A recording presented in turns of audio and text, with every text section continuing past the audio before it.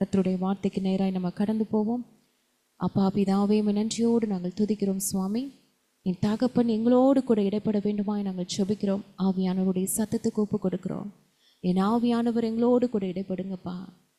அப்பா எங்களுக்கு கற்றுக் கொடுங்க. கற்றுக்கொண்டதை அப்படியே நாங்கள் ஆண்டவரை விட்டு விடாதபடி ஆண்டவரை உமக்காக அப்பா நாங்கள் அதை செயல்படுத்துகிற பிள்ளைகளாய், உமக்குள்ள வாழக்கூடிய பிள்ளைகளாய் எங்களை மாற்றுங்கப்பா. உம்முடைய கருத்தில் ஒப்பு கொடுக்கிறோம் இயேசுவின் நாமத்தில் பிதாவே, ஆமேன் ஆமேன் ஆமேன். கர்த்தர் நல்லவர், அவர் கிருபை என்றும் உள்ளது. பிலிப்பியர் 3ஆம் அதிகாரம் 14ஆம் வசனம். பிலிப்பியர் 3:14 சொல்கிறது, கிறிஸ்து இயேசுவுக்குள் தேவன் அழைத்த பரம அழைப்பின் பந்தய பொருளுக்காக லக்கை நோக்கி தொடருகிறேன். ஆமென். கிறிஸ்து இயேசுவுக்குள் தேவன் அழைத்த பரம அழைப்பின் பந்தய பொருளுக்காக லக்கை நோக்கி தொடருகிறேன் என்று பவுல் சொல்றார். ஆமென். நம்ம ஒவ்வொருத்தருடைய வாழ்க்கையும் இன்னைக்கு ஒரு பந்தய பொருளை நோக்கி ஓடக்கூடிய ஒரு தொடர் ஓட்டமாக இருக்கிறது. ஆமென். பவுல் அப்படிப்பட்டதான ஒரு ஓட்டத்தை தான் ஓடி அவர் கடைசியில் சொன்ன வார்த்தை நம்மளுக்கு தெரியும், நல்ல போராட்டம். ஆமென். நல்ல போராட்டத்தை போராடினேன், ஓட்டத்தை முடித்தேன், விசுவாசத்தை காத்து கொண்டேன். அவருடைய ஓட்டம் நல்ல போராட்டமாக இருந்தது, ஆச்சரியமான போராட்டமாக இருந்தது. தடைகள் வந்தாலும் எல்லாவற்றையும் தகர்த்தெறிந்து ஓடுகிற ஒரு போராட்டமாக இருந்தது. இந்த போராட்டத்தில், இந்த ஓட்டத்தில் யாரை பிரதானப்படுத்தி ஆண்டவர் ஓடினார் அப்படின்னு பவுல் ஓடினார் பார்த்தீங்கன்னா ஆண்டவராகிய இயேசு கிறிஸ்துவை எந்த இடத்துலையும் ஆண்டவரை விட்டு கொடுக்கல. எந்த சூழ்நிலையிலும் எந்த விதமான காரியங்களிலும் கிறிஸ்துவின் அன்பை விட்டு அவர் பிரியலை. ஆமென். அப்பேற்பட்ட ஒரு அற்புதமான ஒரு ஓட்டம். நம்ம எப்படிப்பட்ட ஒரு ஓட்டத்தின் நோக்கி நம்ம ஓடிக்கொண்டிருக்கிறோம்? ஓட்டத்தில் இல்லை, எந்த ட்ராக்ல நம்ம போயிட்டுருக்குறோம்? அநேக நேரத்தில் நம்ம சரியான பாதையில் தான் போயிட்டுருக்கோம் நம்ம நினைக்கிறோம். இன்னைக்கு ஆவியானவர் நம்மளை நிதானிக்கும்படியாய் சொல்லுகிறார். திரும்பி பாருங்க, நம்ம சரியான வழியில தான் ஓடிட்டுருக்கோமா? அது கிறிஸ்துவுக்குள் ஓடுறோமா? கிறிஸ்து இயேசுவை மகிமைப்படுத்துகிற காரியத்தின் பிரகாரமாய் நம்ம ஓடுறோமா? இல்லை நம்ம சுயமான பாதையில் ஓடிக்கிட்டு கஷ்டப்பட்டுக்கிட்டு, இல்லை நம்மளுடைய பாதையில் போய் நம்ம மாட்டிக்கிட்டு அழுதுகிட்டு நம்ம கஷ்டப்படுத்திட்டு நம்ம ஆண்டவரை குறை சொல்லி கொண்டு இருக்கிறோமா? எப்பேற்பட்ட பாதையில் நம்ம ஓடுகிறோம் என்பது ரொம்ப ரொம்ப முக்கியம். ஹெரால்ட் ஆப்ரஹாம் அப்படின்னு சொல்லிட்டு இங்கிலாந்தில் ஒரு தலை சிறந்த ஒரு ஓட்டப்பந்தய வீரன் இருந்தாராம். அவர் 100 மீட்டர் ஓடுற அந்த ஓட்டப்பந்தயத்தில் ரொம்ப தேர்ச்சி பெற்றவர். அது மாதிரி எல்லா போட்டியிலையும் தான் ஜெயிக்கணும் அப்படின்ற ஒரு குறிக்கோள் அவருக்கு இருந்தது. இவருக்கு ஆப்போனண்ட்டாக யார் ஓடினா அப்படின்னு பார்த்தீங்கன்னா எரிக் லிவ்லெட் அப்படின்னு சொல்லிட்டு அவர் 400 மீட்டர் ஓட்டத்தில் ரொம்ப சூப்பராக ஓடுறவர். 1924 பாரிஸில் நடக்க இருந்த ஒலிம்பிக் போட்டிக்கு 2 பேரும் பயங்கரமாக ப்ராக்டிஸ் பண்ணிட்டுருக்காங்க. இந்த ஒலிம்பிக் போட்டியில் ஸ்டார்டிங் 100 மீட்டருக்கான ஆயத்த போட்டியில் ரொம்ப ஆச்சரியம். ஏன்னா ஹெரால்ட் தான் பயங்கரமாக சூப்பராக ஃபஸ்ட்டு வர்றவர். ஆனால் அவரை முந்தி இந்த எரிக் என்ன பண்ணிட்டார்னா ஜெயிச்சிட்டார். இதனால் பயங்கர கோபம் எரிச்சல் வந்துருச்சு ஹெரால்ட்டுக்கு. இனிமேல் நான் ஓடவே மாட்டேன், நான் எந்தெந்த விஷயத்தில் நான் ஓடி ஜெயிச்சேன் நான் நினச்சிட்டு இருந்தனோ இதில் நான் தோற்று போய் நிற்கிறேன், ஆனால் நான் இனி ஓட மாட்டேன்னு சொல்லி அவருடைய ஃப்ரெண்டுகிட்ட அவர் சொல்லி புலம்பிட்டு இருந்தாராம். அப்போ அவருடைய நண்பன் ரொம்ப தைரியப்படுத்தி பேசுறதுக்கு அவர் முயற்சி எடுக்கிறாரு. ஆனால் அவர் கோபமாக சொல்கிறாரு, நான் ஜெயிப்பதற்காகவே தான் ஓடுறேன், ஆனால் நான் ஜெயிக்க முடியலன்னா நான் ஏன் ஓடணும், நான் இனி ஓட மாட்டேன் அப்படின்னு ஒரு ஆவேசமாக பதில் சொன்னாராம். அதுக்கு ஹெரால்ட்டோடைய ஃப்ரெண்டு சொன்னாரா, நீ ஓடவில்லை என்றால் உன்னால் ஜெயிக்க ஒருபோதும் முடியாது. ஆமென். நீ ஓடவில்லை என்றால் உன்னால் ஜெயிக்கணுன்ற அந்த காரியமே உனக்கு இருக்காது. இந்த வார்த்தையில் உள்ள அர்த்தத்தை அவர் அந்த நேரத்தில் புரிந்து கொண்டார்.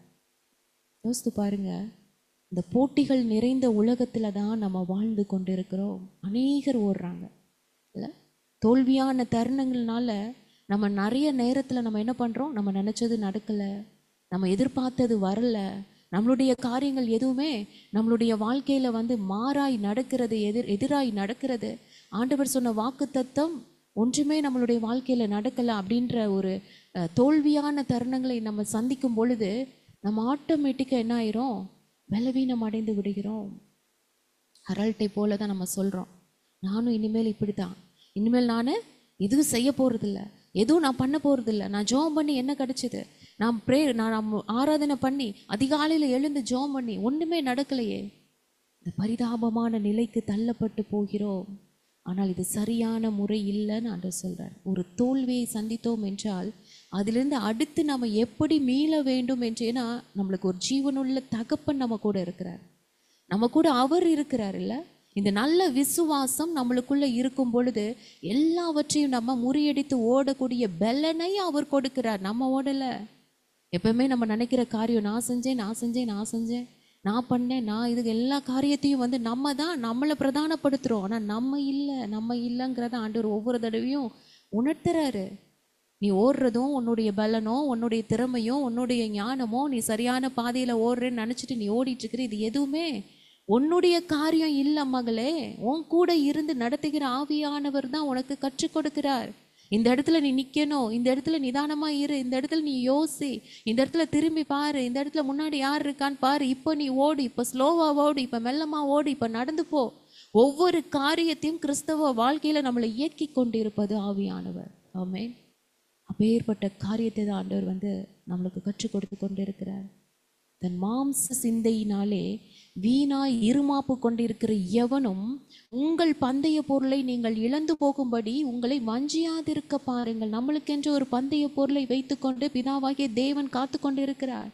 அதை இழந்து போகாதபடிக்கு நம்மளுடைய ஓட்டத்தில் நம்ம ஓடிக்கொண்டிருக்கிற நம்மளை நாமே வஞ்சித்து கொள்ளாதபடிக்கு எச்சரிக்கையாக இருங்கள்னு சொல்லி ஆவியானவர் சொல்கிறார். ஆமே. அநேகர் ஓடுவாங்க, ஆனால் பந்தய பொருளை பெற்றுக்கொள்வது எவ்வளோ கம்மி இல்லை. 1 2 3 மேக்ஸிமம் நம்ம கொடுக்குற ப்ரைஸ் பார்த்திங்கன்னா 3 பேருக்கு தான். அநேகர் வழியிலே சோர்ந்து போயிடுவாங்க.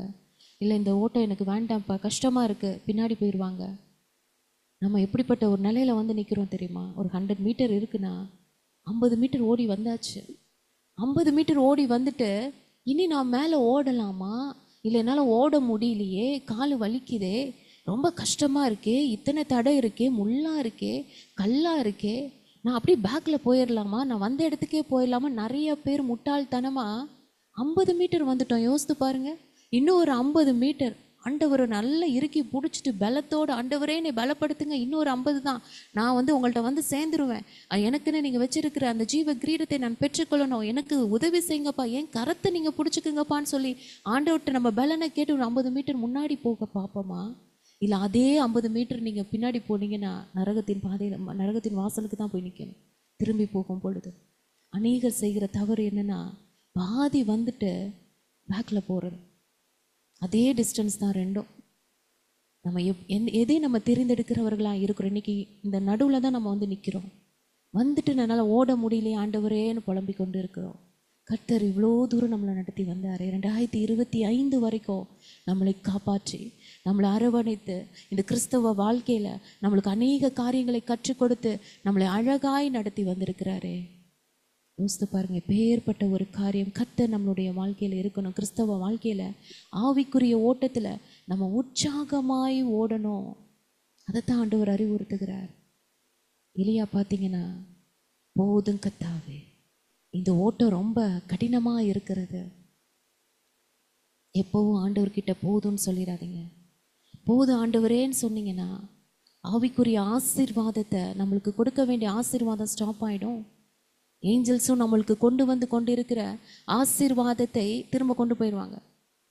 போதும் ஆண்டவரேன்னா அடுத்து ஒரு ஆள் ஆண்டவர் உடனே ரெடி பண்ணிட்டார்ல எலிசாவை.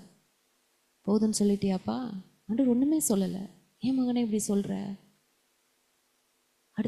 அடுத்த இதுலேயே ஒரு ஆளை போய் ரெடி பண்ணிட்டாரு. நம்ம என்னைக்கு ஆவிக்குரிய வாழ்க்கையில் நம்ம வந்து போதும் என்னால் முடியலன்னு நீங்கள் வாயை திறந்து நீங்கள் சொன்னீங்கன்னா, இன்னொருத்தரை வைத்த ஆண்டவர் அந்த காரியத்தை நடத்துவதற்கு அவர் வல்லமையுள்ள தேவன். ஆமே.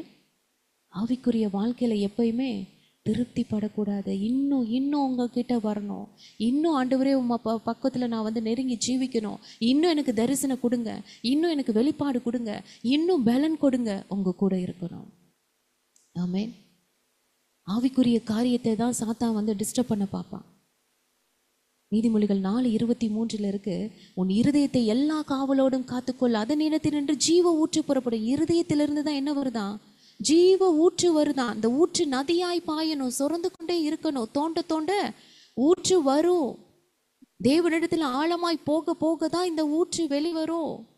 அப்பேற்பட்ட அந்த ஊற்று நதியாய் பாயணுமா. நம்ம மட்டும் அதில் என்ஜாய் பண்ண முடியாது, மற்றவர்களும் அதில் எல்லாரும் அதில் அனுபவிக்கணும்னு ஆண்டவர் விருப்பப்படுற நம்ம மூலமாய், நம்ம ஆண்டவரை மகிமைப்படுத்துவதன் மூலமாய் அந்த ஊற்று வெளியே வரும். யோசித்து பாருங்க, ஈசாக்கு துறவை தோண்டும் பொழுது அந்த ஊற்றுக்கு எத்தனை போட்டி, சத்துருக்கள் எப்படி அதை தூர்த்து போடுறாங்கல்ல. அவர் எவ்வளோ பெரிய பணக்காரர், எவ்வளோ பெரிய ஆள், அவர் பணத்தை வாங்கலை, அவருடைய சொத்தை பிடுங்கலை, அது மேலே அவங்களுடைய ஃபோக்கஸ் இல்லை. அவர் தோன்ற ஒரு துறவை போய் ஒரு சம்மந்தம் இல்லாமல் போய் டிஸ்டர்ப் பண்ணுறாங்க இல்லை. சொத்து, பணம், உடைமைகள், குடும்பத்தை அவங்க எடுக்க முற்படலை, தோண்டின ஊற்றை தான் அவங்க டிஸ்டர்ப் பண்ணுறாங்க. நம்ம புரிந்து கொள்ள வேண்டியது என்ன தெரியுமா? சாத்தான் நம்மளை எல்லா பகுதியிலையும் தாக்க நினைப்பான். குடும்பத்தை தொடுவான், அதில் நம்ம ஜெயிச்சிட்டோன்னா நம்ம சரீரத்தை தொடுவான், அதுலேயும் நம்ம ஜெயிச்சிட்டோன்னா நம்மளுடைய வேலையில், நம்மளுடைய உறவுகளில், நம்மளுடைய காரியத்தை எதையாவது ஒன்று காண்பித்து அதை டிஸ்டர்ப் பண்ணுவான். அதுலேயும் எல்லாத்தையும் நம்ம ஜெயிச்சுட்டு வரோன்னா ஏதோ ஒரு நம்மளுக்கு ஒரு உலக வாழ்க்கையில் அப்படியே புதஞ்சு போகிற மாதிரி ஒரு ஃபோனை கொடுத்துட்டா போதும் இல்லைல்ல, அந்த மாதிரி ஒரு காரியத்தை பண்ணுவான். அதுலேயும் முடியலன்னா கடைசியில் எங்கே டச் பண்ணுவான் தெரியுமா? ஆவிக்குரிய வாழ்க்கையில், ஒவ்வொருத்தருடைய ஆவிக்குரிய வாழ்க்கையிலையும் பரிசுத்தத்தில், ஆவிக்குரிய சந்தோஷத்தில். நம்ம ரொம்ப சந்தோஷமாக கர்த்தர் நல்லவன் நல்லவன் துதிச்சிட்டு இருப்போம், பயங்கரமாக நம்ம ப்ரே பண்ணிகிட்டு இருப்போம். கர்த்தரோடு இருக்கிற நேரத்தை தொடுவான், அதிகாலை எழும்ப முடியாதபடி அதை டச் பண்ணி விட்டுருவான் இல்லை. ஆவிக்குரிய காரியத்தில் தான் அவன் நம்மளை கடைசியாக கர்த்தரை விட்டு நம்ம பிரிக்கணும். அதுதான் அவனுடைய எண்ணமே. எப்படி அந்த ஊற்றை அவன் டிஸ்டர்ப் பண்ணானோ, இருதயத்திலேருந்து சொருக்கிற நம்மளுடைய அந்த ஆவிக்குரிய ஊற்றை டிஸ்டர்ப் பண்ணுவான். ஆவிக்குரிய காரியம் போயிருச்சுன்னா ஆட்டோமேட்டிக்காக இவங்க ப்ரே பண்ணலைன்னா உலக ஆசீர்வாதமும் ஆட்டோமேட்டிக்காக போயிடும். அவனுக்கு தெரியும், அடுத்தடுத்து வர வேண்டிய ஆசீர்வாதங்கள் ஸ்டாப் ஆகிடும். எல்லாம் தெரியும். தந்திரமாய் நம்மளை ஏமாற்றி கொண்டிருக்கிறான். ஆனாலும் எகுவா நிசி வெற்றி கொடி, எந்த பகுதியில் தோல்வி இருக்கிறதோ அந்த பகுதியில் அவர் தான் நம்மளுக்கு ஜெயபலமாக இருக்கிறார். ஆமென். யோசித்து பாருங்க, ஆண்டவர் இந்த உலகத்தில் நம்மை அனுப்பியது, இந்த ஓட்டத்தில் நம்மை ஓட விட்டு பார்ப்பது, நம்ம வாழ்ந்து கொண்டு இருப்பது, நம்ம மூச்சு விடுவது யாரோ ஒருவருக்கு பயன்பட வேண்டும் என்பதற்காக தான். எத்தனை பேர் இது ஆமேன்னு சொல்கிறீங்க? ஏதோ நம்ம வாழ்ந்துட்டுருக்குறோம் அப்படின்னு நம்ம நினைக்கிறோம்ல. நம்ம வாழ்வது எதற்காகனா யாரோ ஒருவருக்காக பயன்பட வேண்டும் என்பதற்காக தான் இந்த மூச்சை ஆண்டவர் விட்டுருக்காரு. நம்ம இருதயத்தில் கை வைத்து நம்ம யோசித்து பார்க்கணும், தேவன் எதற்காக என்னை உயிரோடு வைத்திருக்கிறார்? இத்தனை பேர் இருக்கும் பொழுது, இத்தனை பேர் நம்ம விட்டு பிரிந்து இருக்கும் பொழுது, நாம் ஒவ்வொருவரையும் ஆண்டவர் உயிரோடு வைத்திருக்கிறாரே, இந்த வேலையை கொடுத்திருக்கிறாரே, இந்த குடும்பத்தை கொடுத்திருக்கிறாரே, பிள்ளைகளை கொடுத்திருக்கிறாரே, இந்த காரியத்தை தேவன் எனக்கு வைத்திருக்கிறார் என்றால் ஏதோ ஒரு காரணம் இருக்கு. யாரோ ஒருவருக்கு நான் பயன்பட போறேன். ஆமென். நான் எப்பவுமே சொல்லுவேன், நம்ம ஃப்ரீயா இருக்கும்போதே, கர்த்தர் நம்மளுக்கு வாய்ப்புகளை கொடுத்து கொண்டே இருக்கும்போதே கர்த்தருக்காகவே ஓடணும். ஆமென். எவ்வளவு மேக்சிமம் நம்ம கொஞ்சம் வீட்டில் எந்த டிஸ்டர்பன்ஸும் இல்லாமல், நம்ம நம்ம டிஸ்டர்பன்ஸ் நினைக்கிற காரியங்கள் அந்த இடத்துல நம்மள்ட்ட இல்லாமல் ஒரு ஃப்ரீயாக ஆண்டவர் விடுறாருன்னு வைங்களேன், அந்த நேரத்தை ஓடி போய் பயன்படுத்திடணும். தேவனுக்காய் தேவ சமூகத்தில் போய் உட்காந்துடணும். திடீர்னு லீவ் போடுறீங்களா, ஆண்டவர் சமூகத்தில் போய் காத்திருக்கணும், உட்காந்து ஆண்டவரோடு கூட பேச ஆரம்பிக்கணும். நான் என்னப்பா செய்யணும், என்ன பண்ணணும் சொல்லுங்கப்பா. ஆண்டவரோடு கூட உறவாட ஆரம்பிக்கும் பொழுது ஆண்டவர் நிறைய காரியங்களை கற்றுக் கொடுப்பார். அடுத்து நம்மளுக்கு குடும்ப பிரச்சனை வந்துருச்சு, ஆண்டவரை தேடுவதற்கு நேரம் இல்லை, அநேக காரியங்கள் நம்மளை சொல்கிறோம்ல. உறவு வந்துட்டாங்க, நம்மளுக்கு பலன் இல்லை, சுகம் இல்லை, அங்கே போனேன் இங்கே போனேன், அநேக காரியங்களை சொல்லி கர்த்தரோடு கூட உறவாடுகிற நேரத்தை நம்ம என்ன பண்ணுறோம், தள்ளி போட்டு கொண்டு இருக்கிறோம். தேவன் இந்த பூமிக்கு அனுப்பின நோக்கத்தை நான் நிறைவேற்றி விட்டேனா? அது என்ன நோக்கம் என்பதையாவது நான் கண்டுபிடித்தேனா? யோசித்து பாருங்களேன். பூமிக்கு நம்ம பருப்பு கிடையிறதுக்கு அல்ல ஆண்டவர் அனுப்பிச்சது. சமைச்சிட்டு நம்ம வாட்டுக்கு உட்காந்து டிவியை பார்த்து சாப்பிட்டுட்டு செல்ஃபோனை நோண்டிட்டு நம்ம சம்பாதிச்சு பிள்ளைகளுக்கு சேர்த்து வச்சு செத்து போகிறதுக்கு இந்த பூமிக்கு அனுப்பலை. ஆண்டவருடைய பிள்ளைகளாகிய அவருடைய பிள்ளைகள் இந்த அசுர உலகத்திற்கு வந்தது பரலோக ராஜ்யத்தை இங்கே கொண்டு வருவதற்கு. ஒரு அசைன்மெண்ட்டோடு தான் ஆண்டவர் நம்மளை அனுப்பி இருக்கிறார். அதை திறந்தாவது பார்த்துருக்கோமா? ஆண்டவரிடத்துல நம்ம கேட்டிருக்கிறோமா? ரட்சிக்கப்பட்டு எத்தனை வருஷம் ஆயிருச்சு? உள்ளத்தின் ஆழத்திலேருந்து நம்ம எல்லாரும் நம்ம யோசிக்க வேண்டிய ஒரு காரியம், தேவன் நம் உள்ளத்தில் ஏற்றுக்கொண்டு எத்தனை வருஷங்கள் ஆயிருச்சு? ஆண்டவர் உள்ளத்தில் இருந்து அவர் செயல்படாம எத்தனை வருஷம் சிறைப்படுத்தி வைத்திருக்கிறோம் கர்த்தரை. அவரை சிலுவையை சுமக்க விட்டவர்களாய் நம்ம சிங்காசனத்தில் அமர்ந்திருக்கிறோம். இருதயத்தில் ரெண்டே விஷயம்தான், நம்மளுடைய ஹார்ட்ல எப்போ நம்ம ஜீவ தண்ணீர் உள்ள அந்த ஜீவ ஊற்று வெளியே வரும்னா, இந்த ரெண்டு விஷயத்துக்கு நம்ம எப்படி இடம் கொடுக்குறோன்றதை பொறுத்து தான். சிலுவை இருக்கு, சிங்காசனம் இருக்கு. ஆண்டவருக்கு எது, நமக்கு எது கொடுத்துருக்குறோம். அநேக வேலையில நம்ம அவரை எதுவும் செயல்பட முடியாதபடி, அப்பா நீங்கள் சிலுவையை சுமங்க, உங்களுக்கு சுமந்து பழகிட்டீங்க, நான் சிங்காசனத்தில் உட்காந்துருக்கிறேன், நான் பார்த்துக்கிறேன்ப்பான்னு சொல்லி செயல்படுறோம்ல. இந்த ஓட்டத்தில் நம்ம முதலாவது நம்ம செய்ய வேண்டியது போதும்னு சொல்லக்கூடாது. அடுத்து தேவனோடு ஓடணும், ஆண்டவரோடு ஓடணும். நம்முடைய இருதயத்தில் அவரை சுமந்து கொண்டு ஓடணும். தேவன் நம்ம உள்ளத்தில் வாழ வந்தாரா இல்லை? என்றைக்கு தேவன் நம்ம உள்ளத்தில் வந்தாரோ, என்னைக்கு நம்ம ஆண்டவரை ஏற்றுக்கொண்டோமோ அவரை வாழ விடணும். நம்ம வாழக்கூடாது. நம்மளுடைய வாழ்க்கை முடிந்தது. வயதான தாய் தகப்பன் சொல்லுவாங்க, எங்களுடைய வாழ்க்கையெல்லாம் முடிஞ்சிருச்சுமா, நாங்கள் வாழ்ந்து முடிச்சிட்டோம், இனி உங்களுடைய டைம், நீங்கள் நல்லா வாழுங்க, நீங்கள் நல்லா இருந்தால் போதும் இல்லை? அதுதான் பவுல் சொல்கிறார், கிறிஸ்துவுடனே கூட சிலுவையில் அறையப்பட்டேன், ஆயினும் பிழைத்திருக்கிறேன். 2 பேர் ஒரு உடம்புல வாழ முடியாது, உண்மைதானே? 2 எஜமான ஒரு இடத்துல இருக்க முடியாது. ஒன்று அவர் இருக்கணும், இல்லாட்டி நம்ம வாழ்ந்து யோசித்து பாருங்க. இத்தனை வருஷம் நம்ம தான் வாழ்ந்தோம், நம்ம ஆசைப்பட்டதான் நடந்துச்சு, நம்ம தான் இயங்கணும், நம்ம தான் எல்லாமே யோசித்தோம், நம்ம தான் அந்த காரியத்தை செயல்படுத்தணும். இத்தனை வருஷம் நம்ம வாழ்ந்தோமே, என்னத்தை சாதிச்சோம் யோசித்து பாருங்க. என்ன பெரிய காரியத்தை நம்ம செஞ்சிட்டோம் இத்தனை வருஷம் நம்மளா வாழ்ந்து. நான் எனக்கு இல்லை, எல்லாமே நான் தான். அந்த சுயம், பெருமை, இதில் தான் நம்ம வாழ்ந்துருக்குறோம். நம்ம சாகணும், நம்ம செத்தாதான் அவர் வாழ முடியும். ஆமென். என்னுடைய சுயநலம் சாகணும், என்னுடைய மாம்சம் சாகணும், என்னுடைய ஆசை, என்னுடைய விருப்பம், என்னுடைய எண்ணம், என்னுடைய இச்சைகள் எல்லாத்துக்கும் நான் செத்துட்டேன். நம்ம செத்துட்டு அவரை வாழ விடணும், அவரை ஆளுகை செய்ய விடணும். ஆமென். ஆண்டவர் சொல்லுவார், நீ வாழ்ந்து முடிச்சிட்டியா மகளே, இப்போ நான் வந்துட்டேன்ல, நீ ரட்சிக்கப்பட்டு நீ எவ்வளோ வருஷம் ஆச்சு, ஆனால் எவ்வளோ வருஷமாக நீ அமைதியாக உட்கார வச்சுருக்க, நான் வந்துட்டேன்ல, நான் ஸ்டார்ட் பண்ணி நான் பார்த்துக்கிறேன், நீ அமைதியாக இருந்தால் போதும். ஆமென். அதனால தான் வேதத்தில் அற்புதமான ஒரு வார்த்தையில், கர்த்தர் உங்களுக்காக யுத்தம் செய்வார், நீங்கள் சும்மா இருங்கன்ற வார்த்தை ஆண்டவர் எப்படி அவரால் சொல்ல முடியும்? அவர் ஆளுகை செய்யும் போது நீ சும்மா இரு, நீ அமர்ந்திருந்து நானே தேவன் என்று அறிந்து கொள், நீ அமர்ந்து பாரு, உனக்காக நான் செயல்படுத்துகிற காரியத்தை, நான் செய்கிற காரியத்தை நீ பாரு. நீ சும்மா இரு, நீ அடங்கி இரு, நீ மௌனமா இரு. நம்ம அடிக்கடி நம்மளை பார்த்து சொல்லக்கூடிய ஒரு வார்த்தை இதுவா இருக்கணும், நீ சும்மா இரு, அடங்கி இரு, மௌனமா இரு, அவர் பார்த்து கொள்வார். ஆமென். அப்பதான் உண்மையான கிறிஸ்தவ வாழ்க்கை தொடங்கும். அப்போ நம்மளுக்கு தோல்வி இருக்காது. ஏன்னா அவர் ஜெய கிறிஸ்து இல்லை, நமக்குள்ள ஆளுகை செய்கிறவர், நம்மை நடத்துகிறவர், அவர் ஜெய கிறிஸ்து. எங்கே போனாலும் நம்மளுக்கு வெற்றி தான். நம்மளை புது சிருஷ்டியாய் ஆண்டவர் மாற்றிடுவார். பழையவைகள் எல்லாம் ஒளிந்து போயிடும், எல்லாம் புதிதாயிரும். அப்போ நம்மளுடைய காரியம் எப்படியாய் மாறும் தெரியுமா? ஆண்டவரும் நானும் என்றைக்குமே நம்ம இத்தனை நாட்கள் நம்ம யாரை ரொம்ப பிடிக்குதோ அவங்களும் நானும் தான் வாழ்கிறோம், நானும் என் கணவர் தான் வாழ்கிறோம் இல்லை அப்படின்னு நம்ம நினைக்கிறோம். ஆனால் ஆண்டவரும் நானும் அப்படின்ற காரியமாய் மாறிடும். அவர் தலை, நம்ம சரீரம். ஆமென். அவர் ஆள ஆள நம்மளுடைய சுயம், மாம்சம் எல்லாம் கீழே போக போக போக தேவன் மேலே மேலே அவர் பெருக பெருக பெருக நம்ம சிறுக ஆரம்பிப்போம். ஆமென். அப்போ என்ன நடக்கும்? வசனம் சொல்லுது, என் நினைவுகள் உங்கள் நினைவுகள் அல்ல, என் வழிகள் உங்கள் வழிகள் அல்லன்னு ஆண்டவர் சொன்னார். பூமிக்கு வானம் எவ்வளவு உயரமாக இருக்கிறதோ அவ்வளவு உயரமாக என் நினைவுகள் இருக்கிறது என்று சொன்னவர் தான். இப்போ என்ன ஆகிடும்? அவருடைய சிந்தனை, அவருடைய யோசனை எல்லாமே நமக்குள்ளே வந்துடும். ஆமென். கிறிஸ்துவின் சிந்தை உங்கள் எல்லாருக்கும் உண்டாக கடவுதுன்னு சொல்லிட்டு பவுல் சொன்னார்ல, அந்த சிந்தை நம்மளுக்குள்ள ஒரு டிரான்ஸ்ஃபர், உள் பரிமாற்றம் நடக்க ஆரம்பிக்கும். ஒரே பார்வையாய் பார்க்க ஆரம்பிப்போம். நான் யாரு? ஆண்டவரும் நாமும். ஒரே பார்வை, ஒரே யோசனை, ஒரே சிந்தனை, ஒரே எண்ணம். இயேசுப்பா கூட பேச ஆரம்பிச்சிருவோம். நம்ம பிரச்சனையை சந்திக்கும் பொழுது, சில பிரச்சனை பிடிச்ச ஆட்களை சந்திக்கும் போது ஆண்டவர்கிட்ட கேட்க ஆரம்பிச்சிருவோம், அப்பா நீங்க இவங்களை எப்படி பார்க்குறீங்க? இந்த பிரச்சனை வந்துருச்சு, நீங்க எப்படி பார்க்குறீங்க? இந்த பயங்கரமா என்னை திட்டுறாங்களே, என்னை கெட்ட வார்த்தையில பேசுறாங்களே, நீங்க என்ன பண்ணுவீங்க இந்த சிச்சுவேஷன்ல? கேட்க ஆரம்பிப்போம்.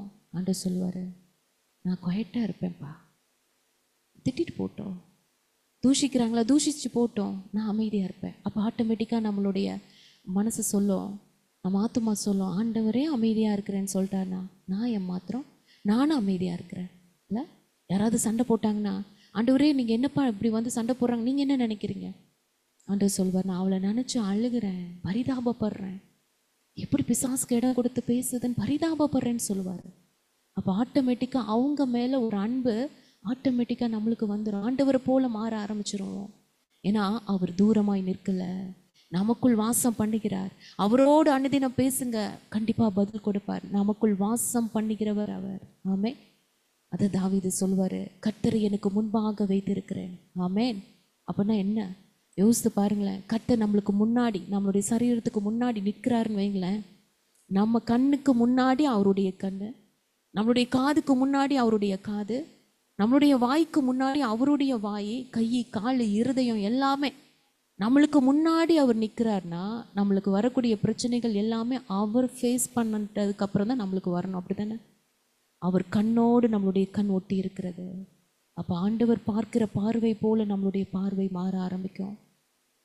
அவரோடு கூட கலந்து, உயிரான இயேசு அவர் உயிரோடு கூட கலந்தவர்களாய் நம்மளுடைய வாழ்க்கை இருக்கும் பொழுது நிச்சயமாய் நம்ம ஓடுகிற ஓட்டத்தில் வெற்றி தானே கிடைக்கும். இல்லை, சின்ன வயசில் நம்ம பாடியிருக்கோம்ல, எல்லாருக்கும் ஒரு பாட்டு தெரியும், ஜீவிக்கிறார் இயேசு ஜீவிக்கிறார். சண்டே ஸ்கூலில் நம்ம எல்லாருமே பாடியிருப்போம். அப்போ நம்ம குட்டி கையை வச்சுட்டு நம்ம ஹார்ட்டை தொட்டு சொல்லுவோம், என்னுள்ளத்தில் அவர் ஜீவிக்கிறார், என்னுள்ளத்தில். ஆண்டவர் அதெல்லாம் பார்த்துருக்காரு. உள்ளத்தில் ஜீவிக்கிறவரை இப்போ எங்கேயோ விட்டுட்டு நம்ம மட்டும் ஓடுறவர்களாய் நம்ம இருந்து கொண்டு இருக்கிறோமே. அப்போ அவர் ஜீவிக்கிறார் என்று காட்டி சந்தோஷப்பட்டோம். ஆனால் இன்று வரை அவர் நமக்குள் வாழ்ந்ததான அர்த்தமே இல்லாமல் இருக்கிறோமே ஏன்னு ஆண்டவர் கேட்குறாரு. ஆமே, அவரோடு கூட ஓடணும், அவரை தரித்து கொண்டவர்களாய் ஓடணும், அவருடைய பார்வை சிந்தனையை பெற்றுக்கொண்டவர்களாய் ஓடணும். அப்போ தான் நம்ம சரியான இடத்துல நம்ம போய் சேர முடியும், சரியான நேரத்தில் சேர முடியும். அடுத்து பார்த்தீங்கன்னா, யாத்திராகமம் 15 தேவனாகிய கர்த்தர் அவர் யுத்தத்தில் வல்லவர் இல்லை, எகிப்திலேருந்து ஜெய துணியாய் அவங்கள ரட்சித்து கூட்டிகிட்டு வராரு. சரியாக ரட்சிக்கப்படலைனா தான் ஏதாவது ஒரு காரியம் நம்மளுக்கு இல்லைன்னு போது புலம்பல் வரும், முறுமுறுப்பு வரும். உண்மை தானே? எல்லா அற்புதத்தையும் பார்த்துட்டு தான் இந்த இஸ்ரேல் ஜனங்கள் வராங்க. ஆனால் கர்த்தரை அவங்கள ருசிக்கலை. உண்மை அதுதான். உள்ளத்தின் ஆழம் வரைக்கும் ஆண்டவர் அவங்க நேசிக்கலை, ருசிக்கலை. ஏதோ அந்த நேரத்துக்கு நம்மளுக்கு அற்புதம் நடந்தது, தேங்க்யூ ஆண்டவரே, அவ்வளோதான். அப்படிதான் இன்ன வரைக்கும் நம்மளும் இருந்துட்டு இருக்கிறோம்ல. எகிப்திலே செத்து போயிருப்போம், இங்கே வந்து சாகிறதுக்காக கூட்டிகிட்டு வந்த தண்ணி இல்லைன்னொன்னே பயங்கர சண்டை. நம்மளெல்லாம் ஒரு ரட்சிப்பின் ஒரு தெர்மாமீட்டர் வச்சு ஆண்டவர் பார்த்தாருன்னா, எத்தனை பேர் நம்ம ஆவிக்குரியவங்களாம் ஆண்டவர் பிள்ளையாக இருக்கிறோம், எத்தனை பேர் மாம்சத்தில் இன்னும் இருந்துகிட்ருக்கோன்றது தெரிஞ்சு போயிடும். அப்படி ஒன்று கண்டுபிடிக்கணும் இல்லை? மோசே பார்த்தீங்கன்னா, அவனுக்கும் தான் அந்த இடத்துல பிரச்சனை வந்தது, அவனுக்கும் தான் தண்ணி இல்லை, அவனுக்கு தான் கஷ்டம், அவனுக்கு தான் எல்லா பிரச்சனையும் இருக்குது. ஆனால் இந்த மக்கள் போய் மோசை போய் டார்ச்சர் பண்ணும்போது அவன் என்ன பண்ணான்னா, முறுமுறுக்காமல் ஆண்டவரே நான் என்ன செய்யணும்னு போய் கேட்குறாரு. உண்மை அதுதான். நம்மளுக்கு ஒரு பிரச்சனை, அந்த ஓடுகிற அந்த ஓட்டத்தில் நிறைய பிரச்சனை வருது, நம்மளுக்கு இல்லாத நிலைமைகள் வருது, சூழ்நிலைகள். நம்மளுடைய கண் எப்பயுமே எப்படின்னா, எது இருக்கோ அதை ஃபோக்கஸ் பண்ணாது, எது இல்லையோ அதை தான் புலம்போம், அதை தான் நினச்சி புலம்போம். ஐயோ அது இல்லையே, இது இல்லையே, நம்ம வீட்டில் பருப்பு இல்லையே, சாம்பார் இல்லையே, அது கிடையாதே, தண்ணி இல்லையே, இதைத்தான் நம்மளுடைய எண்ணங்கள் ஃபோக்கஸ் பண்ணுமே தவிர இருக்கிற காரியத்தை நோக்கி தேங்க்ஸ் பண்ணாது நம்மளுடைய ஹார்ட்டு. அப்பேற்பட்ட பொல்லாத இருதயம். ஆனால் இங்கே மோசே எப்படி வந்து டீல் பண்ணுறாரு, அவருக்கு ஒரு பிரச்சனை வந்துருச்சு, அவர் எப்படி அழகாக டீல் பண்ணுறாரு பாருங்களேன். அந்த மனுஷங்களுக்கு எதாவது ஒன்று செய்யலாம், என்ன பண்ணலாம், என்ன பண்ணுறது புலம்பலை, அவரும் உட்காந்து முறுமுறுக்கலை, ஆண்டவர்கிட்ட நேராக போய் முட்டி போட்டார். ஆண்டவரே இப்படி ஒரு பிரச்சனை வந்துருச்சுப்பா, நான் என்ன செய்யணும்? ஆண்டவர் எவ்வளோ அற்புதமாய் ஒரு மரத்தை காண்பிட்டு அந்த இடத்துல தண்ணி கசப்பாக இருக்கும்போது அழகாய் அற்புதமாய் அவர்களுக்கு அந்த மாறாவி நீரை மதுரமாய் மாற்றி கொடுத்து அந்த காரியத்தை அழகாய் மாற்றி கொடுத்தார்ல. நம்மளும் ஜெபத்தை மாற்றி பண்ணணும், அதிசயத்தை செய்யுங்க இப்போவே, ரைட் நவுன்னு சொல்லிட்டு நம்ம ஜெபிக்கிறத விட்டுட்டு சில பேர் அற்புதம் செய்யுங்கப்பா, ஆண்டவரை பார்த்து நம்ம சொல்கிற வார்த்தை எப்படின்னா, ஆண்டவரே அற்புதம் செய்யுங்க, அற்புதம் செய்யுங்க, அற்புதம் செய்யுங்க, கத்தி கத்தி கத்தி கத்தி சொல்லுவோம் இல்லை? அடுத்து ஆண்டவரே அற்புதம் செய்யுங்கப்பா, ஒரு 10 நாள் ஆயிரும், தயவு செஞ்சு செய்யுங்கப்பா, இன்னொரு 20 நாள் ஆயிடுச்சுன்னா செய்யுங்கப்பா, எப்பப்பா செய்வீங்க, அடுத்து 1 மாதம் ஆயிடுச்சுன்னா நீங்கள் எங்கே செய்ய போகிறீங்க? நான் ஜெபித்து ஜெபித்து இவ்வளோ மாதம் ஆச்சு அப்படின்னு சொல்கிறோம். அற்புதம் நடக்கணும்னா மரியாள் அம்மா சொல்லுவாங்கள்ல, கடைசி அவங்க பேசி முடிச்சுட்டு போன வார்த்தை அதுதான், நான் போகிறேன், என்னால் முடியாது, எனக்கு தெரியாது, ஏன்னா நானும் ஒரு மனுஷி தான். அவர் என்ன சொல்கிறாரோ அதன்படி செய்யுங்கள், அற்புதங்கள் நடக்கும். ஆமே. அவர் என்ன சொல்கிறாரோ அதன்படி செய்ய அற்புதம் நடக்குன்ற வார்த்தையை போட்டுட்டு போயிட்டாங்க. அல்லேலூயா. நம்மளுடைய குடும்ப பிரச்சனை மாறணும்னா, நம்மளுடைய பிள்ளைகள் மாறணும்னா, நம்மளுக்கு ஒரு வேலை கிடைக்கணும், ஒரு திருமண காரியம், நம்மளுடைய சூழ்நிலை மாறணும், கடன் மாறணும், தொழில் நஷ்டம் மாறணும்னா, நான் என்ன செய்யணும் ஆண்டவரேன்னு கேட்கணும். ஆண்டவர்கிட்ட, ஆண்டவரே மாற்றுங்க மாற்றுங்க மாற்றுங்க மாற்றுங்கன்றது ஜெபிக்கிறத மாற்றி, ஆண்டவரே இந்த பிரச்சனை எனக்கு இருக்குது, என் பிள்ளை மனம் மாறாமல் இருக்குது, எனக்கு இந்த வியாதியோடு இந்த பிரச்சனையோடு இந்த போராட்டத்தோடு இத்தனை வருஷம் இருக்கேன், இதுக்கு நான் என்ன செய்யணும் ஆண்டவரே? மோசே போல நம்ம ஜெபிக்கணும். பவுல் அப்படி தான் கேட்பார்ல. ஆண்டவர் வந்து ஃபஸ்ட்டு ஒரு என்கவுண்டர் கொடுத்த உடனே, நீ துன்பப்படுத்துகிற இயேசு நானே. ஆண்டவர் யார் இயேசு அப்படிங்கிறத அவர் புரிந்து கொண்டதுக்கப்புறம் அவர் கேட்ட முதல் கொஸ்டின் என்ன தெரியுமா? ஆண்டவரே, நான் என்ன செய்ய சித்தமாக இருக்கிறீங்க? நான் என்னப்பா செய்யணும்? அதான் பெர்க்மான் ஐயா பாடுவார்ல, என்னப்பா செய்யணும்னா சொல்லுங்கப்பா, செஞ்சிடுறேன். நான் சுகமானுன்னா நான் என்ன செய்யணும்? என் வீட்டில் பிரச்சனை மாறணும், கடன் மாறணும், என்னுடைய சூழ்நிலை மாறணும், நான் இன்னும் ஆவிக்குரிய காரியத்தில் முன்னேறி வரணும், இந்த காரியங்கள் நடக்கணும்னா நான் என்ன செய்யணும்? நான் என்ன செய்யணும்? ஏன்னா அவர் பெரியவர். அவர் கொடுக்குற ஆலோசனைகள் சாத்தானை பைத்தியக்காரனாய் மாற்றிடுமா. ஆமேனா? உண்மைதானே? ஆண்டவர் வந்து நம்மளுக்கு ஒரு திட்டத்தை போட்டு ஆண்டவர் நம்மளை பாதுகாத்து இம்மட்டும் நடத்தி வந்ததுக்கு ஒரு காரணம் உண்டு. ஏன்னா சாத்தான் நம்மளை அழிக்கணும்னு அநேக திட்டம் போட்டிருப்பான். ஆனால் தேவன் நம்மளை ஒரு திட்டத்திற்குள்ளாய் அவனுடைய திட்டங்கள் எண்ணங்கள் எல்லாவற்றையும் பைத்தியமாக்கி ஆண்டவர் நம்மளை உயிரோடு வச்சிருக்கிறார். இனி அவன் நம்மளை தொடணும்னா ஒரு பிசாசு இனி பிறந்தாதான் உண்டு. ஏன்னா அவனுக்கு பிறப்பு இல்லை, பிறக்க முடியாது இல்லை. அப்பேற்பட்ட தேவன் நம்மோடு கூட இருந்து கொண்டு இருக்கிறார். ஆமேன். நம்மளுடைய ஓட்டத்தில் போதும்னு சொல்லாமல் ஓடணும். ஆண்டவரை தரித்து கொண்டு இயேசுவை நம்ம பெற்றுக்கொண்டு அவரை சுமந்து கொண்டு ஓடணும்னு ஆண்டவர் சொல்கிறார். மௌனமாக இருக்கணும், சில நேரத்தில் அடங்கி இருக்கணும். அதுதான் ஆண்டவர் எதிர்பார்க்கிறார். முறுமுறுக்காம நான் என்ன செய்யணும்னு சொல்லி கேட்கணும் பிரச்சனை வரும் பொழுது. ஆமே. கடைசியா இந்த ஜனங்கள் ரெவித்தீமில் பாளையம் இறங்குவாங்க. அங்கே வந்து மோசே, அங்கே என்னல்ல, ரெவித்தீமிலையும் தண்ணி இருக்காது. யாத்திராகமம் 17 பார்த்தீங்கன்னா 1வது வசனத்துலேருந்தே வாசிக்கும் பொழுது நம்ம நினச்சது நடக்காது. அப்போ மோசேட்ட போய் வாதாடி தண்ணீர் தான் அப்படின்னு சொல்லி கேட்பாங்க. அடுத்து அவங்க வந்து கர்த்தரை பரீட்சை பார்ப்பாங்க, அவனுக்கு விரோதமாய் முறுமுறுப்பாங்க, கொஞ்சம் போட எங்களை கூட்டிகிட்டு வந்தீங்களான்னு திரும்பவும் கேட்பாங்க.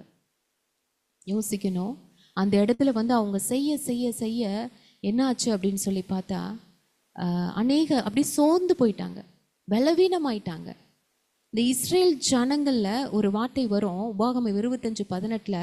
அமலேக்கியன் என்ன பண்ணுவான்னா, அவங்க இஸ்ரேல் ஜனங்களில் யாரெல்லாம் பலவீனமாக இருக்கிறாங்களோ, யாரெல்லாம் இளைத்து விடாய்த்து இருக்கிறாங்களோ, சோர்வில் இருக்கிறாங்களோ, அவங்கள எல்லாத்தையும் வெட்டிக்கிட்டே வருவானா. அவங்க எல்லாத்தையும் அழிச்சுக்கிட்டு பின்னாடி ஓடி வராங்க பாருங்களேன். அவங்க எல்லாத்தையும் அவன் வெட்டிக்கிட்டே இருப்பானா. எப்படி அவங்க காணா போனாங்களேன்னு தெரியாது. ஏன்னா அவங்க எல்லாரும் எப்படிப்பட்டவங்களாம் நீங்கள் யோசித்து பாருங்கள். ஒரு இடத்துல நீங்கள் நடந்து போகிறீங்க, நம்ம எல்லாம் நடந்து போகிறோம். யார் பின்னாடி வருவான்னு பார்த்தீங்கன்னா, முன்னாடி இருக்கிறவங்கள குறை சொல்கிறவங்க, இல்லை நம்மளை குறை சொல்லிட்டு வர்றவங்க, அது இல்லை இது இல்லைன்னு புலம்புறவங்க, மூட்டி கொடுக்குறவங்க, குற்றம் சொல்கிறவங்க, அப்புறம் வந்து எதுக்கு இங்கே வந்தோம் அப்படி இப்படின்னு சொல்லி குறை பேசிகிட்டே இருக்கிறவங்க தான் பின்னாடி வருவாங்க. உண்மை அது தானே? முன்னாடி போகிறவங்க எப்படி போவாங்க? எப்படியாவது அந்த இடத்த நம்ம போய் அடைஞ்சிடணும் அப்படின்னு சொல்லிட்டு உற்சாகமாக அவங்களுடைய பேச்சு ஒரு பாசிட்டிவ் தாட்ஸோடு போகும். பின்னாடி வரவங்க அத்தனை பேரும் நெகட்டிவ் தாட்ஸ் தான், டோட்டலாக நெகட்டிவாக பேசிட்டு தான் வருவாங்க. ஸ்கூல்லையும் பார்த்தீங்கன்னா பிள்ளைங்க முன்னாடி போகிற பிள்ளைங்களையும் பின்னாடி போகிற பிள்ளைங்களையும் நம்ம பார்க்கும்போது அப்படி தான் இருக்கும். பின்னாடி வரவங்களாம் ஏதோ ஒரு காரியம் அவங்கள வந்து அப்படியே ஸ்ட்ரகிள் பண்ணி நிற்க வைக்குது. அப்படி தான் இஸ்ரேல் ஜனங்களில் போகிறதுல பின்னாடி பார்த்தீங்கன்னா எல்லாம் பலவீனராக ஏன் மாறினாங்க அப்படின்னு சொன்னால், வாதாடுகிற ஒரு காரியம், ஆண்டவரை பரீட்சை பார்க்கிற ஒரு காரியம், விரோதமாய் முறுமுறுக்கிற ஒரு காரியம், புலம்பிக் கொண்டு வருகிறவர்கள் எல்லாமே பின்னாடி வர வர வர நீங்கள் மறந்துடக்கூடாது. இந்த காரியம் நமக்குள்ளே இருந்துச்சுன்னா நம்மளை அறியாமலே நம்ம பலவீனப்படுகிறோம் என்பதை புரிந்து கொள்ளணும். நம்மளை வீக்காக்குறது தான் சாத்தானுடைய வேலையே. பலவீனராய் நம்மளை மாற்றுறான், நெகட்டிவ் தாட்ஸை கொடுக்குறான். இல்லை, நம்மளை புலம்ப வைக்கிறான், முறுமுறுக்க வைக்கிறான்னா நம்மளை வீக்காக்கி கொண்டு இருக்கிறான் சாத்தான். பயங்கரமாக நம்மளை தந்திரமாய் வீக்காக்கி கொண்டு இருக்கிறான். நம்ம நினைக்கிறோம் வீக்காகிறதுக்கு நிறைய காரணங்கள், சரியாக சாப்பிடல, நான் வந்து என் உடம்ப கேர் கொடுக்கல, அதனால வீக் ஆயிட்டேன். கிடையாது. ஆவிக்குரிய வாழ்க்கையில் பலவீனங்கிறது இதுதான்.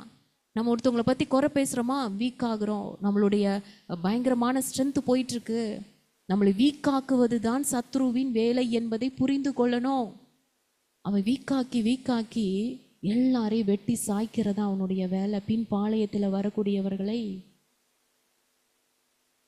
ஆனால் நம்மளுடைய தேவன் எப்படிப்பட்டவர் தெரியுமா? நம்ம யாரெல்லாம் பலவீனராய் ஆகிறோமோ அவர்களை அவர் தள்ளி விடுவதில்லை, அவர்களுக்கு பலனாக இருக்கிறார். அதான் அப்போஸ்தலர் 27 நம்ம வாசிக்கிறோம். பெரிய ஒரு பிரயாணத்தில் பவுல் போகிற அந்த கப்பல் சேதம் அடைஞ்சிரும்ல. இப்போ பார்த்தீங்கன்னா கப்பலின் முன்னணியும் ஸ்ட்ராங்காக நிற்கும், பின்னணியும் வந்து உடஞ்சி போச்சுன்னு சொல்லி அதில் வாசிக்கிறோம். அதனால தான் ஆண்டவர் சீஷர்களோடு வரும்பொழுது இந்த காற்றும் கடலும் புயலும் வரப்போகுதுன்றதை தெரிஞ்சுட்டு பின்னணியத்தில் தான் போய் தூங்குவார். அப்போ அவருக்கு தெரியும், ஏன்னா கப்பலில் எப்பயுமே அது முன்னணியம் ஸ்ட்ராங்காக இருக்கும், பின்னணியம் தான் சீக்கிரம் உடஞ்சி போயிடும் புயல்னால. அதனால பிள்ளைங்க ஆபத்து வந்துடக்கூடாது, பிள்ளைகள் மூழ்கி போகக்கூடாது, பிள்ளைகள் அழிந்து போகக்கூடாதுன்றதுக்காக கர்த்தர் அவர்களுக்கு எந்த இடம் பலவீனமாக இருக்கோ அந்த இடத்துல போய் அவர் படுத்து நித்திரையாக இருக்கிறார். என் முன்னாடி வந்து படுத்திருக்கலாமே. இப்போ ஏற்பட்ட ஒரு ஆபத்துலேருந்து காப்பாற்றும்படியாக கர்த்தர் அங்கே இருந்ததுனால தான் அவர்களுடைய படகு கவிழ்ந்து போகாமல் அவர்கள் நிலைத்து நின்றார், உயிரோடு கூட போனாங்க. உண்மை அதுதான். நம்ம காரியத்தில் எது பலவீனமாக இருக்கிறோம் ஆண்டவர்கிட்ட நம்ம ஒப்பு கொடுத்தோம் என்றால், ஆண்டவரே இந்த காரியம் எனக்கு பலவீனமாக இருக்குது, மற்றவங்களை பற்றி பேசாமல் என்னால் இருக்கவே முடியல, மற்றவங்களை சீண்டாமல் என்னால் இருக்கவே முடியல, மற்ற காரியத்தை என்ன உற்சாகமாக செய்யணும்னு நினைக்கிறேன், அதனால் முடிய மாட்டேங்குது, ஆவிக்குரிய வாழ்க்கையில் முன்னேறி இன்னும் ஓடணும்னு நினைக்கிறேன், ஓட முடியல ஆண்டவரே. ஆண்டவர் இடத்துல நம்மளுடைய பலவீனத்தை எல்லாம் சொல்லும் பொழுது அவரே நம்மளுக்கு பலனாய் மாறுவார். ஆமே, அவரே நம்ம கூட இருப்பார். ஆனால் நம்மளுக்கு ஆண்டவர்கிட்ட நெருங்கி ஜீவிக்கிறத விட அநேக அந்த உலக காரியங்கள் தான். உலகத்தில் ஒரு என்ன சொல்கிறது, ஒரு பசினே சொல்லலாம். அன்பு பசி, பணப்பசி, இல்லை செல்ஃபோன் பசி, நம்ம சாப்பாட்டில் அது ஒரு போஜன பிரியர்களா, நகைப்பசி, சாரி பசி, பிள்ளைகள் பசி, அநேகருக்கு கணவன் பசி, கணவனோடு பேசணும், கணவன் பேசலைன்னா, கணவனை வந்து ஃபோன் எடுக்கலைன்னா கிறுக்கு பிடிச்சிரும், மனைவி பசி. அநேகர் வந்து இதிலேயே உட்காந்துருந்தா ஆண்டவர் நம்மளை, ஆமாம் நம்ம கூட அவர் வரமாட்டார். இந்த எண்ணம், இந்த பசின்ற இந்த எண்ணம், இவங்களெல்லாம் பிசாசு தொடவே வேணாம். நம்ம ஆளுடா, நீ என்ன வேணா ஜெயிச்சுக்கோ, நீ என்ன வேணா சர்ச்சுக்கு போய்க்கோ, ஃபாஸ்டிங் இருந்துக்கோ, காணிக்க போட்டுக்கோ, தசமபாக செலுத்திக்கோ, நீ என்ன பண்ணினாலும் நீ ஆளு, நீ ஏன் ஆளுன்னு சொல்கிறான். நீ என் கூட தான் இருக்க, உன் பலவீனம் எதுங்கிறது அவனுக்கு நல்லாவே தெரியும். ஆமென். நம்ம எப்படிப்பட்டவர்களாக இருக்கிறோம்? கர்த்தர் மேலே தாகம் உள்ளவர்களாக இருக்கணும். ஆண்டவர் பேசலைன்னா வருத்தப்படணும், ஆண்டவர் நம்ம கூட இல்லையே வருத்தப்படணும். அதுதான் நம்மளுடைய எண்ணமாக இருக்கணும். நம்மளுடைய ஓட்டத்தில் மற்றவர்களை பார்த்து அவங்களையே டிபெண்ட் பண்ணி இருக்கிறது. அவங்க வந்து நம்மள்ட்ட ஒரு வார்த்தை பேசலைன்னா அப்படியே சோகமாகி டவுன் ஆயிடுறது. ஆண்டவர் ரொம்ப ரொம்ப வருத்தப்படுறார். கர்த்தர் ஒரு நாள் பேசலை, கர்த்தரோடு நீங்கள் ஜெபிக்கல, பைபிள் எடுக்கலைன்னா நம்மளுக்கு அதில் இருக்கிற கஷ்டம் பெரிய விஷயமா தெரியறதில்லை. ஏன் அப்படின்னா நம்ம சாத்தானுடைய வளையத்துக்குள்ளே இருக்கிறோன்னு அர்த்தம். ரொம்ப ரொம்ப ஜாக்கிரதையாக இருக்கணும். கர்த்தருடைய பிள்ளைகளை சுற்றி ஒரு ஆவி மண்டலம் இருக்குன்றதை மறந்துடாதீங்க. இந்த ஆவி மண்டலத்தில் தான் நம்ம சுவாசிக்கிறோன்றதை மறந்துடாதீங்க. இதை விட்டுட்டு பிசாசுடைய மண்டலத்துக்குள்ளே போனோன்னா டோட்டலாக நம்மளை அவன் பக்கம் இழுத்துருவான், நம்மளை பலவீனமாக்கிடுவான். ரொம்ப ரொம்ப ஜாக்கிரதையாக இருக்கணும். நம்ம காலையில் எழும்பும்போது சத்ரு பயப்படணும். ஐயோ எழும்புறாங்களே, என்ன செய்ய போகிறாங்களோ அப்படின்னு சொல்லி அந்த பயத்தோடு நம்மளை பார்க்கணும். ஓ எழும்புறியா, எழும்பு, சந்தோஷம், இன்னைக்கு எனக்காக தானே நீ வேலை செய்ய போகிற, எனக்காக தானே நீ கவலைப்பட போகிற, எனக்காக தானே நீ எல்லா காரியத்தையும் செஞ்சிட்ருக்க, இன்னைக்கு சூப்பராக நீ செய். அப்படி அவன் எழுப்பக்கூடாது, பார்க்கக்கூடாது. நம்மளை பார்த்தா ஒரு பயம் வரணும். இன்னைக்கு எதை அசைக்க போகிறானோ, எவ்வளோ நேரம் ஜெபிக்க போகிறானோ, எவ்வளோ நேரம் கர்த்தருக்குள்ளே இருக்க போகிறானோ, பயந்து பார்க்கணும். அதுதான் ஆண்டவர் விரும்புகிறாரு. இந்த ஓட்டத்தில் நம்ம ஓடி ஜெயிக்கிறவர்களாக இருக்கணும். கர்த்தரோடு கூட ஓடணும். நம்ம பலவீனப்பட்டவர்களாய் ஓடக்கூடாது. நம்மளுடைய பலவீனம் எது என்று ஆண்டவர் நம்மளுக்கு கற்றுக் கொடுத்திருக்கிறார். நம்ம ஓடும்போது பின்னாடி இருக்கிறவர்களோட கூட்டத்தோடு ஓடக்கூடாது, முன்னாடி ஓடணும். ஆமென். பின்னாடி போனால் கண்டிப்பாக புலம்ப ஆரம்பிப்போம். முன்னாடி ஓடணும், புலம்பாமல் முறுமுறுக்காமல் ஆண்டவரை பரீட்சை பார்க்காம ஆண்டவர் இத்தனை வருஷம் என் கூட இருந்தாரா இல்லையான்னு தெரியலையேன்னு நினச்சிட்டு நம்ம ஓடுகிறவர்களாய், ஆண்டவரை வேதனைப்படுத்தி கொண்டு ஓடுகிறவர்களாய் இருந்தோம் என்றால் ஓட்டத்தில் ஜெயிக்க முடியாது. ஒரே ஒரு காரியத்தை சொல்லி முடிக்கிறேன். யூஎஸில் உங்களுக்கு தெரிஞ்சிருக்கும்னு நினைக்கிறேன், ஜேம்ஸ் மலோனி. அவர் ஒரு தீர்க்கதரிசி, பயங்கரமான ஒரு வல்லமையான ஒரு ஊழியக்காரர். அவருடைய ஊழியம் என்னன்னா கிரியேட்டிவ் மிராக்கலாம். அதாவது இல்லாத உறுப்பு, கால் இல்லை, கை இல்லை, நாக்கு இல்லை. ஸோ இந்த உறுப்புகள் வந்து அவர் ஜெபிக்கும் போது அது தானாய் வளருமா. உண்மையாய் ரொம்ப ஆச்சரியமாக அவரை பற்றி சாட்சி சொல்கிறாங்க. அப்படி தானாய் வளருமா. நாங்கள் மும்பை போயிருக்கும்போது ஒரு எனக்கு டிரான்ஸ்லேட் பண்ணார்ல ஃப்ளின்ட்ன்ற பிரதர், அவங்களுடைய ஒய்ஃப் என்ன பண்ணுறாங்கன்னா ப்ராஸ்தட்டிக், அதாவது உறுப்புகள் இல்லை, இப்போ கையை உடஞ்சி போச்சு ஆக்சிடென்ட்லனா அந்த கையை வந்து அவங்க செய்கிறாங்க, ஆர்டிஃபிஷியலாக செஞ்சு நம்மளுடைய இதில் வந்து ஃபிக்ஸ் பண்ணுறாங்க. அற்புதமான ஒரு காரியம். தமிழ்நாட்டிலே அவங்க தான் டாப்பில் இருக்கிறாங்க. இப்போ கூட அவார்டு வாங்கினாங்க அவங்க ஒய்ஃபு. அவர் அதுக்கு ரொம்ப ஹெல்ப் பண்ணுறாரு, அதோட ஊழியமும் சேர்ந்து பண்ணுறாங்க. கோயம்புத்தூரில் ஒரு பிரான்ச் வச்சுருக்காங்க. ஸோ ரொம்ப அதாவது எங்கேயுமே இல்லை அந்த மாதிரி காரியங்கள் செய்கிறது. அந்த சிஸ்டர் அவங்க வீட்டில் தான் அன்றைக்கி நைட் சாப்பாடு. அன்றைக்கி போயிருக்கும்போது அவ்வளோ சாட்சி சொல்கிறாங்க. இது நான் எடுக்கும் பொழுது அவ்வளோ நடுங்கிட்டே நான் வந்து இந்த வேலையை நான் எடுத்தேன். ஆண்டவர்கிட்ட நான் டெய்லி என் கரத்தை கர்த்தருடைய இதில் கரத்தில் நான் கொடுத்து நான் ப்ரே பண்ணுவேன். ஆண்டவரே உங்கள் கரமாக மாற்றுங்க. ஏன்னா இது நீங்கள் படைச்ச மனுஷங்களுடைய உறுப்பை செய்யக்கூடிய கரம். இது அவங்க உடம்புல ஃபிக்ஸ் ஆகணும். யோசித்து பாருங்க, கொஞ்சம் மாற்றமானாலே எவ்வளோ பெரிய பிரச்சனையை கொண்டு வரும். அவங்க உடம்புல அது ஃபிக்ஸ் ஆகலைன்னா பயங்கரமான பாதிப்புகளை கொண்டு வரும், கேஸ் போடலாம். ஆனால் தேவன் அற்புதமாக இத்தனை வருஷம் எங்களை நடத்துகிறான்னு சொல்லி சாட்சி சொன்னாங்க. அவங்க இப்போ அவார்டு வாங்கியிருக்கிறாங்க. ஆச்சரியமாய் அந்த ஒரு காரியத்தை செய்கிறாங்க. ஆனால் இங்கே உண்மையாகவே அந்த உறுப்பு ஆட்டோமேட்டிக்காக வளருமா. அவர் ஜெபம் பண்ணார்னா பயங்கர பாடி பில்டர் மாதிரி இருப்பாராம். வருஷம் கடந்து போனது. ஒரு நாள் வந்து டிவி சேனலில் வந்து அங்கே இருக்கிற டிவி சேனலில் பேட்டி கொடுத்தாராம். அப்போ எப்படி வந்தாராம், ஒரு வீல் சேரில், கண்ணு வந்து ஒரு பக்கம் அடிச்சு ஒரு கருப்பு துணி போட்டிருக்க ஒரு கண்ணு, ஒல்லியா, நாக்கு ஒளருதான், அவருக்கு நாக்கு ஒளருதான். அப்படி கஷ்டப்பட்டு வந்து உட்காந்து பேட்டி கொடுக்குறாராம். என்ன வந்துருச்சு அவருக்கு, பிரெயின் கேன்சர் வந்துருச்சான். அப்போ அவர் சொன்னாரா, ஏன் உங்களுக்கு இந்த மாதிரி அந்த பேட்டி எடுக்கிறவர் கேட்கும் பொழுது, நான் உழைத்து உழைத்து ஆண்டவருக்காக ஓடி ஓடி களைத்து போன வேளையில், நல்லா புரிஞ்சுக்குங்க, நம்ம சோர்ந்து போய் ஆண்டவருக்காக நம்ம வாழ்கிறோம் செய்கிறோம், ஒவ்வொரு நாளும் நான் ஓடுறேன் ஆண்டவருக்காகன்னு சொல்லிட்டு நம்ம அப்பாடான்னு வந்து ரெஸ்ட் எடுப்போம் பாருங்களேன். இந்த களைத்து போகிற வேலையில் சில மனிதர்கள் என்னோடு கூட, ஆண்டவருக்கு பிரியமில்லாத மனிதர்கள், சில எல்லாரும் பேசுகிறத நம்ம வந்து காது கொடுத்து கேட்கக்கூடாது. இது நம்ம ஆவிக்குரிய வாழ்க்கையில் போக போக தான் ஆவியானவர் கற்றுக் கொடுப்பார். சில பேருடைய வார்த்தைகள், அவர்கள் பேசுவதை தேவன் அனுமதிப்பார். சில பேருடைய வார்த்தைகளை நீ கேட்காதன்றுவார். இவருக்கு ஆண்டவர் அந்த இடத்துல சொல்லியும் சிலரை வந்து நெக்லெக்ட் பண்ண முடியலன்னு அந்த வார்த்தைகளை கேட்டு கேட்டு, நெகட்டிவான வார்த்தைகளை கேட்டு கேட்டு மற்றவர்களை நானும் குறை சொல்ல ஆரம்பிச்சிட்டேன். நானே பிசாசுக்கு கதவை திறந்து கொடுக்க ஆரம்பிச்சிட்டேன். இல்லை, அந்த பாதிப்பு நான் குறை சொல்ல சொல்ல சொல்ல என்னுடைய வாய் ஒரு பக்கம் கோணிருச்சு, என்னுடைய உடம்புல மாற்றங்கள் வர ஆரம்பிச்சிச்சு.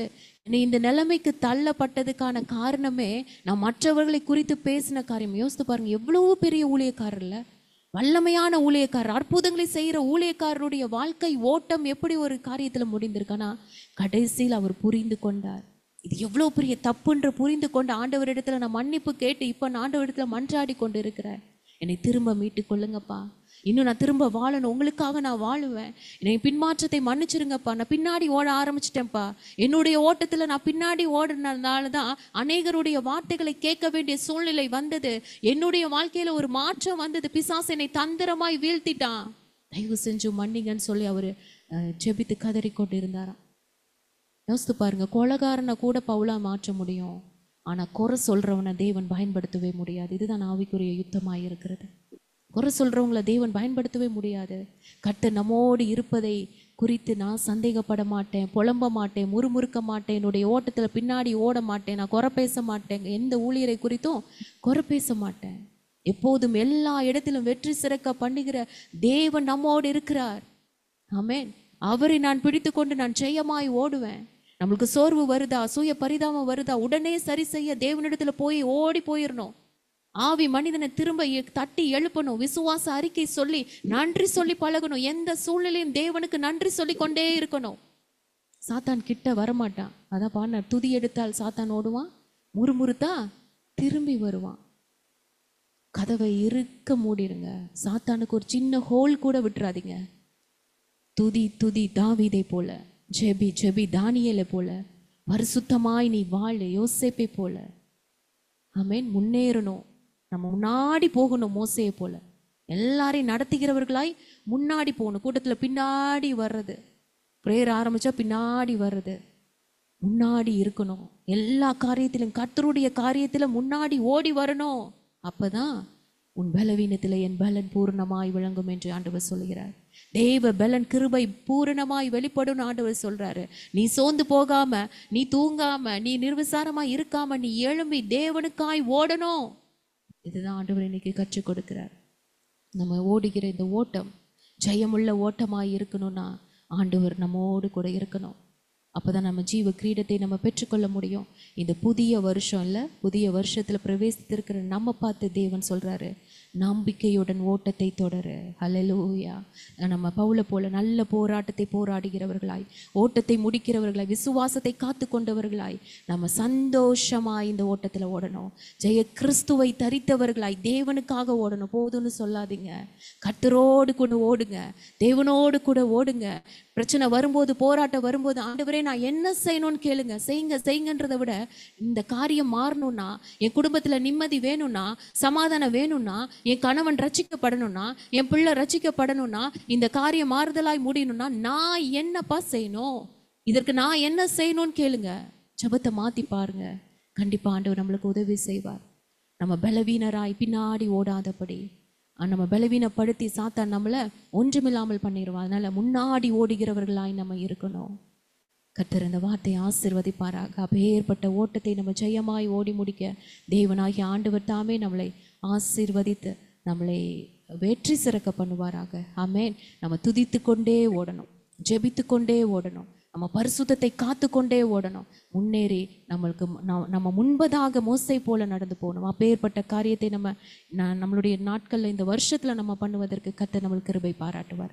எல்லாரும் ஜெபிக்கலாமா? ஆண்டவருடைய சமூகத்தில் எல்லாரும் ஒப்பு கொடுக்கலாமா? பாபிதாவே, ஆண்டவரே நன்றியோடு நாங்கள் துதிக்கிறோம் சுவாமி. ஆவியானவர் எங்களோடு கூட பேசின அற்புதமான வார்த்தைக்காய் நன்றி ஆண்டவரே. அப்பா ஸ்தோத்திரம். நீ தெரிந்தெடுத்த உம்முடைய பிள்ளைகளாகிய நாங்கள் ஆண்டவரே சோர்ந்து போகக்கூடாது அப்பா.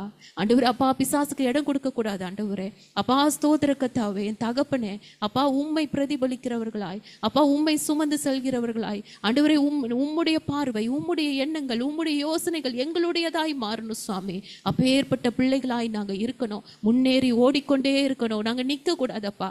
அப்பா எங்களுடைய ஓட்டத்தில் அப்பா நீங்க இருக்கணும் சுவாமி. நாங்கள் போதும்னு சொல்லக்கூடாது அப்பா. பிரச்சனைகள் வரும்போது ஆண்டவரே நான் என்ன செய்யணும்ப்பா, இந்த பிரச்சனை மாறணும்னா நான் என்ன செய்யணும்னு கேட்கணும்ப்பா. ஆண்டவரே நாங்கள் மௌனமா இருக்கணும், சில நேரத்தில் அடங்கி இருக்கணும், சில நேரத்தில் சும்மா இருக்கணும். அப்பேற்பட்ட காரியத்தை நாங்கள் கற்றுக்கொள்ள கர்த்தர் நீர் உதவினதற்காய் நன்றி ஆண்டவரே. அப்பா எங்கள் ஓட்டம் ஜெயமா இருந்து நல்ல போராட்டத்தை போய், இதுதான் நல்ல போராட்டம் என்று என் தேவனாகிய கர்த்தர் எங்களோடு கூட பேசுறீங்க அப்பா. நன்றியோடு நாங்கள் துதிக்கிறோம். விசுவாசத்தை காத்துக்கொள்ள தேவன் எங்களுக்கு உதவி செய்யுங்க, ஆசீர்வதிங்க, பலப்படுத்துங்க. ஒவ்வொருத்தரையும் நீர் ஆசீர்வதிங்க. இந்த ஓட்டத்தில் வெற்றி பெற்று எல்லாரும் ஜீவ கிரீடத்தை பெற்றுக்கொள்ள தேவனாகிய கர்த்தர் எங்களோடு கூட பேசின அற்புத வார்த்தைக்கு நன்றி. இயேசுவின் நாமத்தில் ஜெபிக்கிறேன் ஜீவனுள்ள நல்ல பிதாவே. ஆமேன், ஆமேன், ஆமேன். எல்லாரும் சேர்ந்து சொல்வோம். என் ஆத்துமாவே கர்த்தரை ஸ்தோத்திரி, என் முழு உளமே பரிசுத்த நாமத்தை ஸ்தோத்திரி, என் ஆத்துமாவே கர்த்தரை ஸ்தோத்திரி, கர்த்தர் செய்த சகல உபகாரங்களையும் மறவாதே. ஆமேன், ஆமேன், ஆமேன். Praise Lord, sisters, praise Lord. God bless you all.